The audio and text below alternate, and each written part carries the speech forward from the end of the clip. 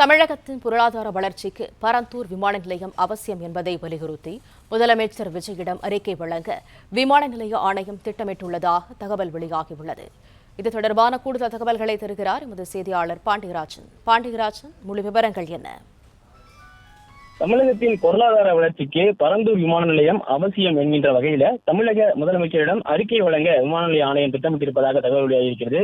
குறிப்பாக சென்னை விமான நிலையத்தை பொறுத்த வரைக்கும் ஒரு நாளைக்கு 400 விமானங்களுக்கு மேல் இயக்கங்கள் இருக்கிறது. பல்லாயிரக்கணக்கானோர் அதனுடைய அந்த பயன்பாட்டின் பயணிகளாக அதனை பயன்படுத்தி வருகின்றனர். அதிக பயணிகள் செல்லக்கூடிய பெரிய விமானங்கள் தரையிறங்கக்கூடிய வசதி சென்னை விமான நிலையத்தில் கிடையாது. மேலும் சரக்கு பரிமாற்றம் மற்றும் அதிக அளவிலான பயணிகளை கையாளும் திறன் என்பதும் சென்னை விமான நிலையத்தில் இல்லை என்கின்ற வகையிலே அதற்காகத்தான் பரந்தூர் விமான நிலையம் தேர்வு செய்யப்பட்டதாகவும் விமான நிலைய அதிகாரிகள் தெரிவித்திருக்கின்றனர். பரந்தூர் விமான நிலையத்தை பொறுத்த வரைக்கும் சர்வதேச அளவிலான விமான நிலையமாக அமைக்கப்படும் பெரிய விமான நிலையமாகவும் இருக்கும். அதிக அளவிலான பயணிகளை எதிர்காலத்தில் கிட்டத்தட்ட 50 ஆண்டுகளுக்கு தொலைநோக்கு திட்டத்துடன் வடிவமைக்கப்பட்டிருக்கக்கூடிய விமான நிலையமாக இருக்கிறது. தமிழகத்தினுடைய பொருளாதார வளர்ச்சிக்கு அது மிக பயனுள்ளதாக இருக்கும் என்கின்ற வகையிலே சென்னையில் இருக்கக்கூடிய விமான நிலைய ஆணைய அதிகாரிகள் திட்டமிட்டிருப்பதாக தெரிவிக்கப்பட்டிருக்கிறது. அதே போல மத்திய சிவில் ஏவியேஷன் அமைச்சகத்தினுடைய அதிகாரிகளும் சென்னை விமான நிலையத்தில் இருக்கக்கூடிய ஆணைய அதிகாரிகளும் சேர்ந்து இந்த அறிக்கையை தயார் செய்து முதலமைச்சரிடம் வழங்க இருப்பதாக சொல்லப்பட்டிருக்கிறது.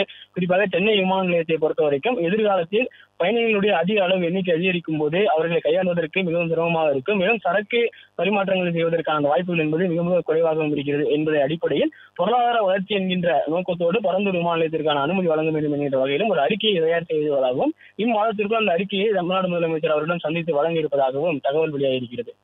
தகவல்களுக்கு நன்றி பாண்டியராஜன். பிளே ஸ்டோர் மற்றும் ஆப் ஸ்டோரில் இருந்து பாலிமர் செயலியை QR கோடு மூலம் பதிவிறக்கம் செய்யுங்கள். செய்திகளை உடனுக்குடன் பெறுங்கள்.